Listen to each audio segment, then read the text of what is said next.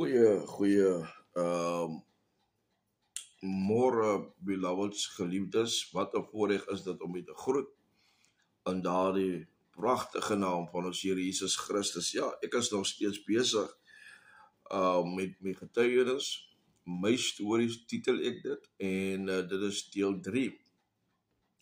Vandag gaan ek praat oor die sterfte van my broer. Maar laat ek net klaar maak met die geval van my ma. Sy sterwe is toe op Dinsdag die 22ste. Onthou, my suster het gesterwe die 11de Desember 2020, maar sy is begrawe die 20ste Desember 2020. So ons is nog vars in die hartseer, ons is nog jy weet, mense raak ons nooit gewoond aan die dood nie. Jy kan maar hoe gelowig wees, jy kan maar hoe gewas wees deur die bloed van die lam, die dood sal 'n mens net nooit sal jy net nooit gewoond aan raak nie. En my ma raak siek, sy sterwe 7 uur na opname by die hospitaal. Kom sy tot sterwe. En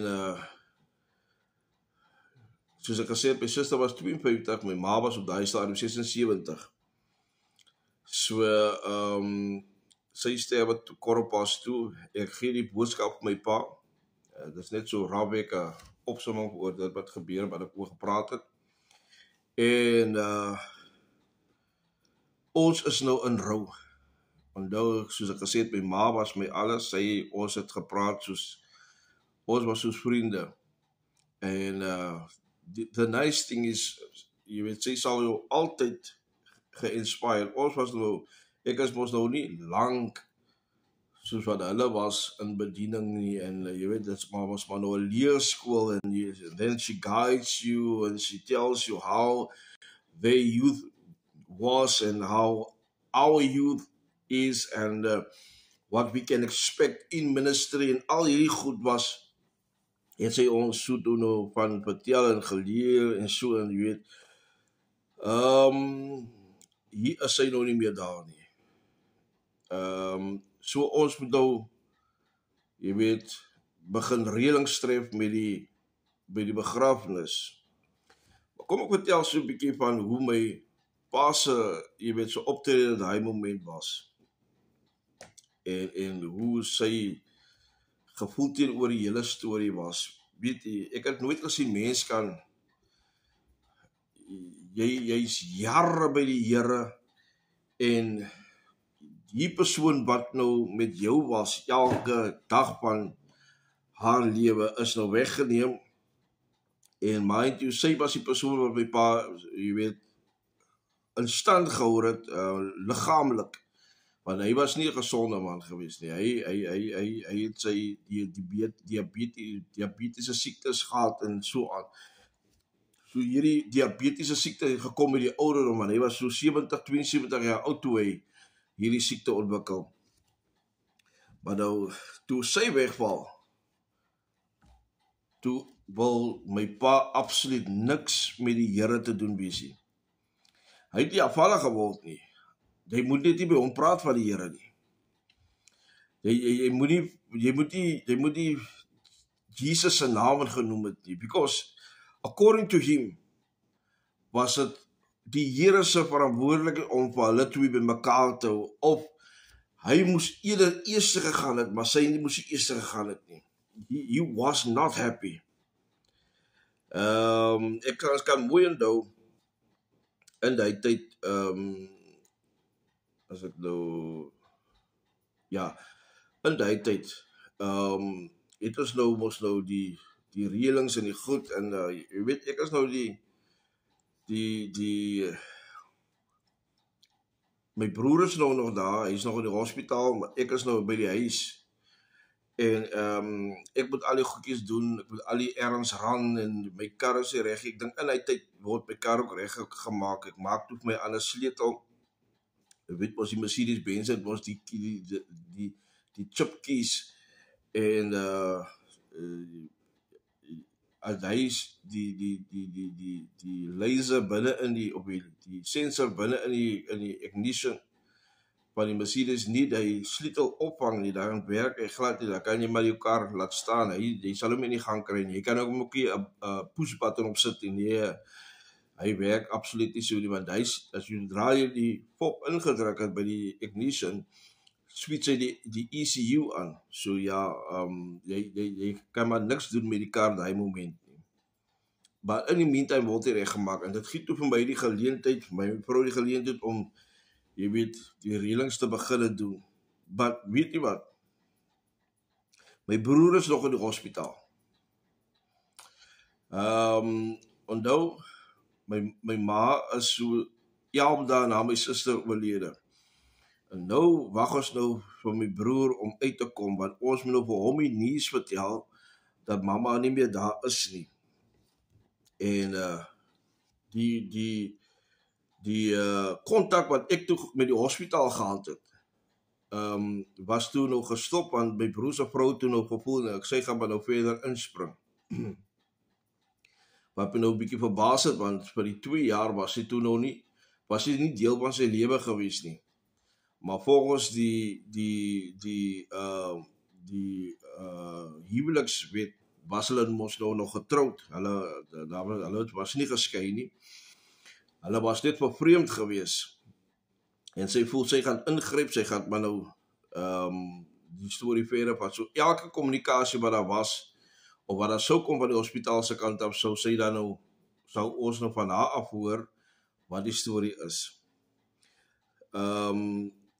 My ma is die Dinsdag dood, en die Dinsdag word hy in 'n verpligte koma. Die medici sê dit 'n induced coma, word hy ingesit. Sodat sy liggaam kan respond tot die medikasie. Sy liggaam moes eintlik in rus wees. Which I did not understand, because he was all sane. En ek het vir die dokters gesê, al wat julle met hierdie twee moet doen, julle moet hulle net pomp. Want my ma het medikasie gebruik en nie geëet nie, en hy het medikasie gebruik en hy het ook nie geëet nie, want toe ons hom by die huis kom kry, was hy die worsie wat hy nou vir die oggend sou mee geontbyt het, en hy sou nog seker nog vir my eiertjie gebak het, en dan geontbyt het sodra hy klaar gebad het, maar hy het nooit by die ontbyt uitgekom nie. Want toe ek hom in die gang kry, daar toe lê nou reeds van die oggend af, en onthou ek het die aand by hom uitgekom. En ek kan onthou, daar was altyd sprake dat hy diabetiese siektes of so iets het, maar hy het 'n probleem met, hy het 'n tipe hartprobleem gehad. Maar was nie 'n ernstige probleem, dat hy jy weet, gereelde check-ups moet kry en al die goed. Hy moes maar nog net sy hartoefening gee, because het iets te doen met die pomp van die hart. En so het hy maar nog gereeld geloop en so aan, om die hartspiere geoefen te hou, sodat die bloedsirkulasie reg kan wees. En daar het ek hom in die gang gekry. En so hy het nog niks die dag geëet nie. Die aand toe ek by hom kom, dis nou jy by CW se kant, toe lê nou al vanaf die oggend daar, van hoe laat af weet ek nie, kan nie daai bepaal nie, maar die picture wat ek gekry het daar, hy was in die oggend in die bad, en hy was so, as hy opgestaan het, dan gaan hy eers badkamer toe, doen wat hy moet doen in die badkamer, en dan doen hy die rest van die goed wat hy vir die dag moet doen. So ek verneem toe, dat dit nou die oggend plaasgevind, dat hy daai floute gekry het, en ons skryf hom die aand. So ek sê vir die dokter wat nog gebeur het, ek kry toe nie die medikasie wat hy gekoop het nie, want ek weet, het was 6 tablette, het my gesê, hy het 1 gedrink, die Saterdag, en dan het hy by 1 gedrink, die Sondagoggend, die Sondagmiddag, in Woester, en ek hoor eers, 'n tyd na, jy weet, die bevalling, dat hulle nou afgestem en begrawe, en so aan, sê my pa vir my, want hy het my ma ook 1 gegee. Met ander woorde, daar moes nog 3 van die pille oorgewees het, van die 6. Maar toe ons nou by die huis optel, soek ek nou na die houertjie, want ek wil nou vir die dokter gaan wys, dis die pille wat hy gedrink het, sodat hulle nou kan weet wat die volgende stap sou wees om hom te behandel, maar toe is hy potjie weg. Daar was nêrens tekens van hy medikasie gewees nie. En maar ek sê vir die dokters, dis maar nou wat julle maar nou moet doen as julle nou wil kyk, want ek dink julle het kondisies te erg nie, maar doen maar julle toetse. Die Dinsdag toe kry ons nou die nuus by my skoonsister, wie nou vervreemd was van haar man, kry ons nou die boodskap dat hy is 99.9% is hy COVID. En wat doen nou vir my snaaks is, but anyway, ons aanvaard maar so that's why they put him in a induced coma, sodat hulle nou vir hom die suurstof kan gee. 'n paar uur daarna, toe hoor ons nee, maar nou het hulle vir hom 100% op hierdie suurstof gesit. Wat ek ook op die einde van die dag baie snaaks gevind het, want because hy het nie daai tipe respiratoriese jy weet tekens getoon nie. Hy het nie getoon dat hy sukkel met asemhaal nie. Afgesien van die feit dat sy suurstoflevel 29 was en so aan. Daar was nie daai tipe tekens gewees nie. Sy asemhaling was redelik kalm. Hy het gekommunikeer, hy het gepraat, hy was olsyn, hy was bewus van sy surroundings. So vir my was hy alright. Hy moes net, jy weet, rus kry, medikasie kry om sy liggaam weer aan te sterk en so aan. But toe hoor ons nie, maar hy is nou 100% geïnduced. Hulle induced coma sodat hulle sy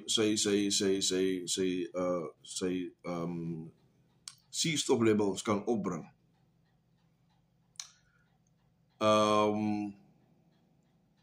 Dis toe gedoen. En nou wag ons maar.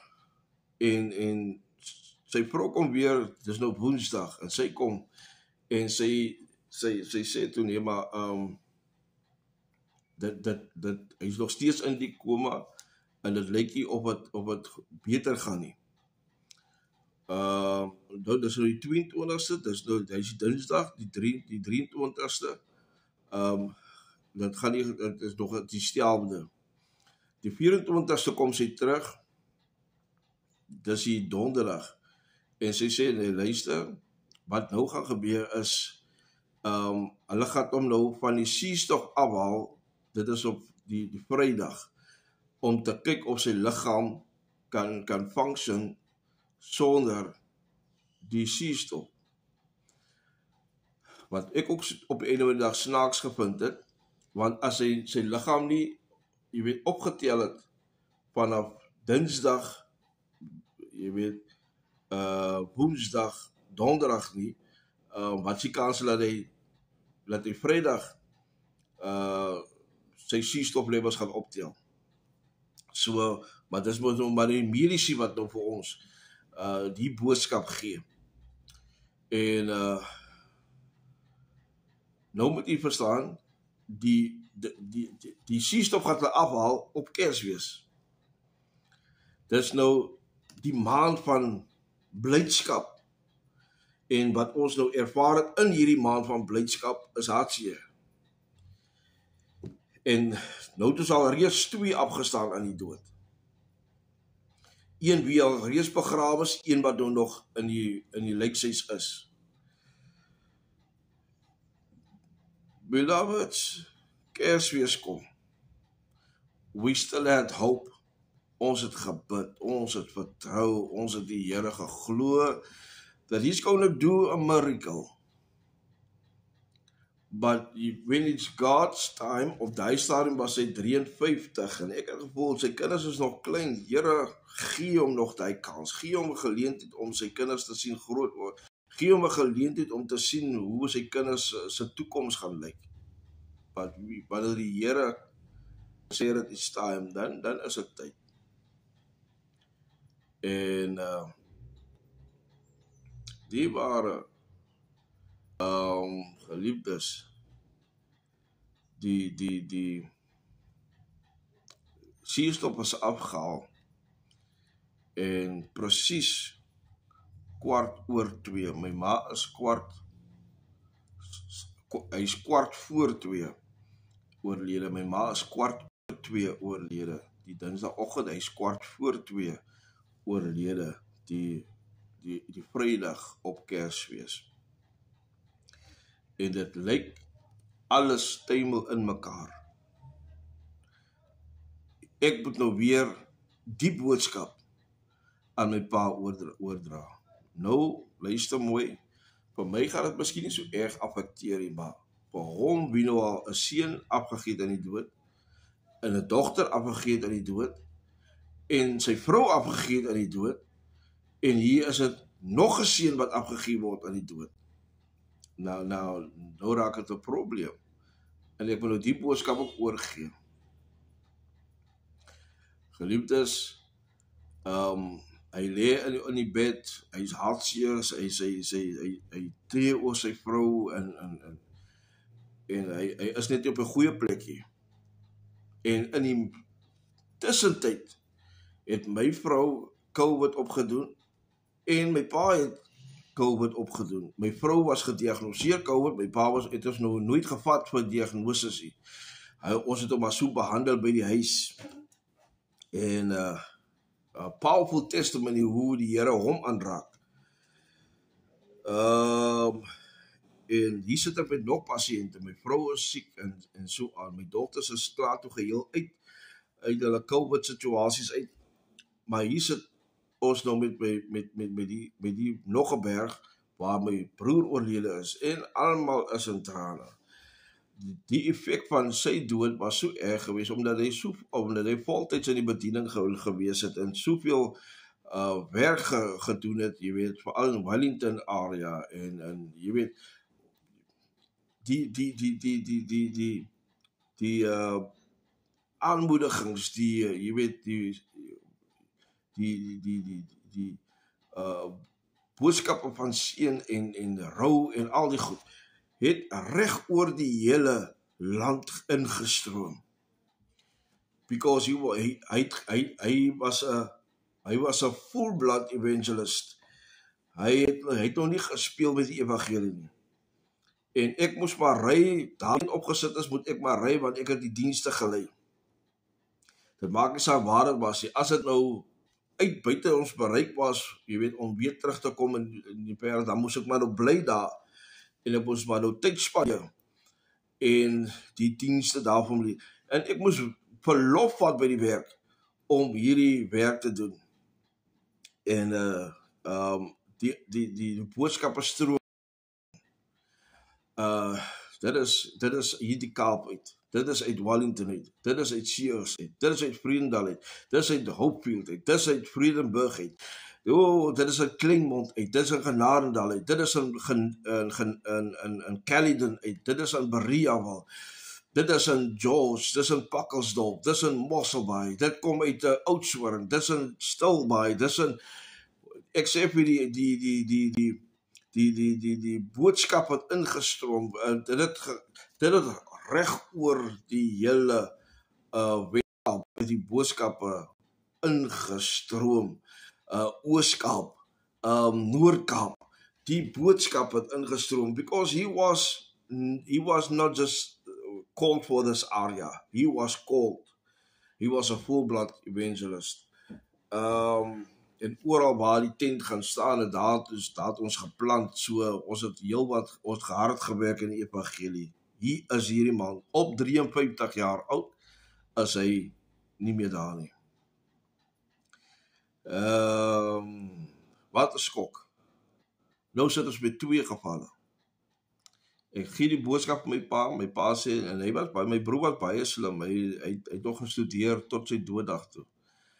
Hy het toen al reeds 'n meestersgraad agter sy naam, En hy is toe nog besig om sy thesis te doen vir sy dokters. En hy is nie meer daar nie. En ek gee die boodskap, my pa sê, kyk daar, waar het jy nou al ooit gedink dat geleerde mense ook net doodgaan?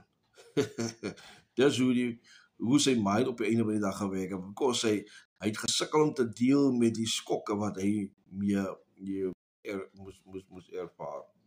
Ja, skokke wat hy ontvang het.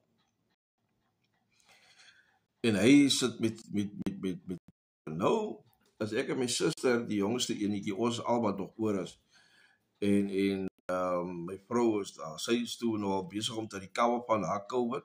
My pa lê ook nou plat, want dan is sy temperature laag, en dan is sy temperature sky high, en ons het destijds, toe ons kleiner was, het ons in die kerk gehou met die trekklavier, en ek sê van papa, weet jy wat,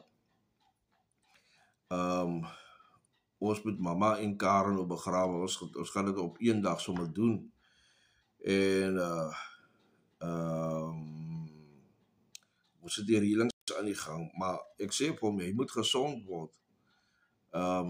Mens verstaan nie hartseer, wat jy het nodig om by die funeral te wees. En daai aand sing, hy was baie lief vir die ou Pinksterkoortjie, en hy sing daai koortjie. Ek gee hom die trekklavier, ek sê, papa speel jou gesond. Sy liggaam is pap, hy is af. En hy vat die trekklavier, hy sit op die bankie in sy kamer, en ek gee hom die heel groot trekklavier, het ons nog vir hom gekoop, by Apostle Green. Amen. En hy is toe so heilig oor die sy trekklavier, en ek gee hom die trekklavier, sy eerste koortjie, wat hy begin sing is, en my vrou en my suster moet toe maar nou sing, en die kinders moet maar nou sing so hartseer soos wat hulle was. Die koortjie sê, Here Jesus, maak siekes gesond. Die Here Jesus maak siekes gesond. Hy maak siekes gesond, hy maak siekes gesond. Die Here Jesus maak siekes gesond. En terwyl hy so speel, sien ek dat die krag kom terug, want hy sing toe nou maar nou saam. En jy weet, jy sal nooit glo wat die skrif sê, dat die geloof kom deur die gehoor, en dit wat hy toe hoor van die koortjie, dit prikkel sy geloof, en sy kragte kom terug, en hy trek hierdie trekklavier, onthou, dit is 120 bas, dit is die grootste van die trekklavier wat ek kry, en hy trek hierdie trek, Here Jesus maak siekes gesond, en hy begin sing, en hy begin die Here loof, die Here Jesus maak siekes, onthou, hy wou niks weet van die Here af nie. Na my ma se dood, wou hy niks weet van die Here af nie, maar hier sterf my broer, en sy liggaam is af, en hy sing hierdie koortjie, die Here Jesus maak siekes gesond, en weet jy wat, die Here tel sy liggaam op, in dieselfde moment, en dan die volgende koortjie wat hy toespeel, is onder die bloed van Jesus, niks sal my beweeg, en hy speel hierdie koortjie, en my susters en my vrou moet sing, en dit gaan hemels, jy sal nooit sê, hy is dood in die huis nie.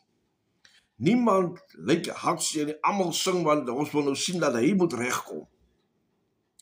En hy sê, onder die bloed van Jesus, niks sal my beweeg, net soos 'n boom, geplant by waterstrome, niks sal my beweeg, en hy sing die koortjie. Weet jy wat, dit is die tweede koortjie. Die Here stelselmatig tel die Here, en die trekklavier is baie swaar, en die Here tel sy liggaam op. Die laaste koortjie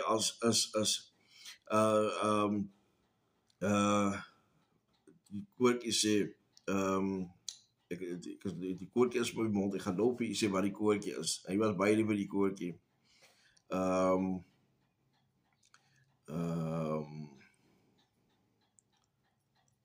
I say yes, Lord, yes, to your ways and to your way. En hy sing hierdie koortjies, ons moet net sing. Sy liggaam is aangedoen, ons is aan die gang, die programsreëling is klaar, en die roudienste is klaar en hier kom Saterdag, die begrafnis. Nou, ons ken nie ander plek as kerk nie. Ons weet nie, ons ken nie dans nie, ons ken nie sulke goed nie. Ons weet nie van hoe lyk die dans van binne nie, wat in die dans aangaan nie. Ons ken nie die goede nie. Ons is groot gemaak vir die kerk. En hier begin die begrafnis en dis nou COVID reël. En hier stop die 2 lijkswaans. Julle, onmiddellik as ons maar weer in 'n toestand. Hier in die area waar ek bly, is baie mense, maar basically maar meestal maar net vir hulle self. En ek dank God vir buurmense soos my buurmense oor die pad. Die Benjamins en langs aan die Rinkwesse, wie verskriklik baie gedoen het. En selfs langs aan ons die Abramse en die Hendrikse aan die ander kant. Regtig waar, jy kon nie vir beter buurmense gevra het nie. Hoe gou hulle gehoor het van die bevalling, hulle het ook wel 'n bietjie gedink, okay, dis nou COVID, en ons is ook nou, jy weet, ons het ook nou COVID en al die goed, maar weet jy, die Here het my gehou deur die hele tyd. Ek het die een keer COVID gekry en my vrou, my kinders het COVID gehad, my pa het COVID gehad en my ma is op die einde van die dag ook mos maar nog so gediagnoseer. Of hulle dit nog gehad het, sal ons nooit weet nie, want volgens die medici, die dokters sy te gou getransition, dat hulle die toetse kon kry, so hulle kon nie haar toetse, jy weet, bevestig nie.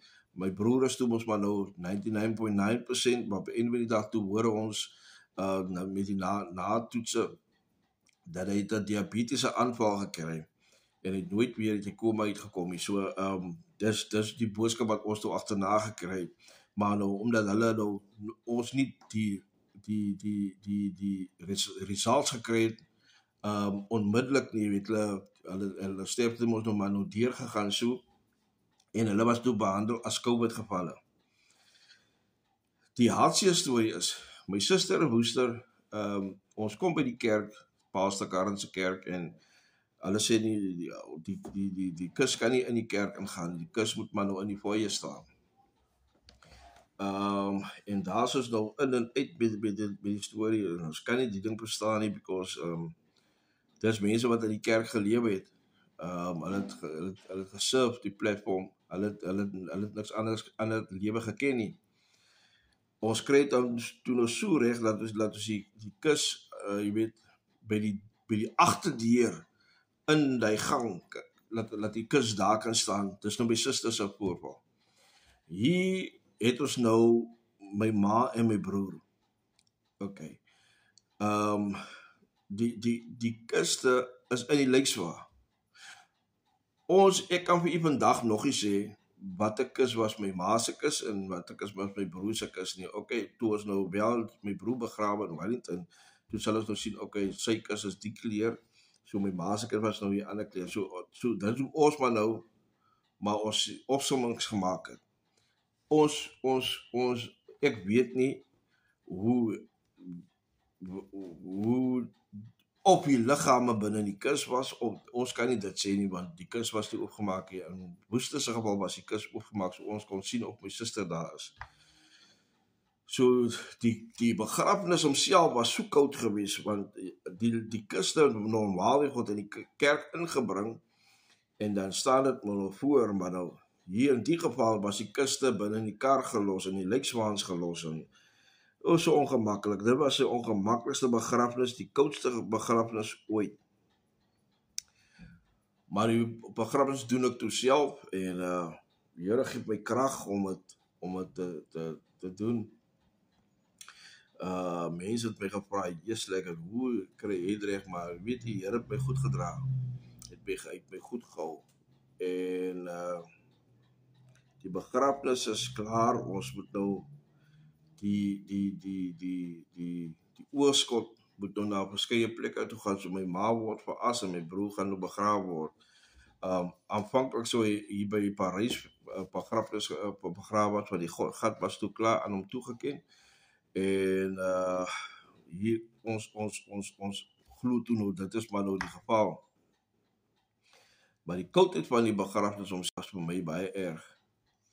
Ons is toe maar nou ons onderskeie, jy weet, die kuste gaan nou ons onderskeie by nie, so my ma se oorskot gaan nou terug na Bullies toe en my broer gaan nou begrafplaas toe. Maar die koudheid, ons kon nie eens baie sê nie, ek weet is in watter lyks waar my broer gery het, of my ma gery het, jy weet, dit was so confusing story geweest, but die ding is toe afgehandel. Broer is toe op die einde van die dag nie in Parys begrawe nie, maar hy is toe in Wellington begrawe, op die verwagting wat die vrou toe maar nou gehad het vir sy burial. En jy weet, die hartseer was erg, het was baie erg. En nou is dit die recovery. Vanaf die begrafenis tot en met waar ons hom begrawe het. My ma is toe veras en ons het toe vir, jy weet, 'n plekkie gemaak in die tuin om 'n as in te sit, want dit was altyd 'n wense sodat 'n as by haar roosboompies moet wees. Dit so gedoen en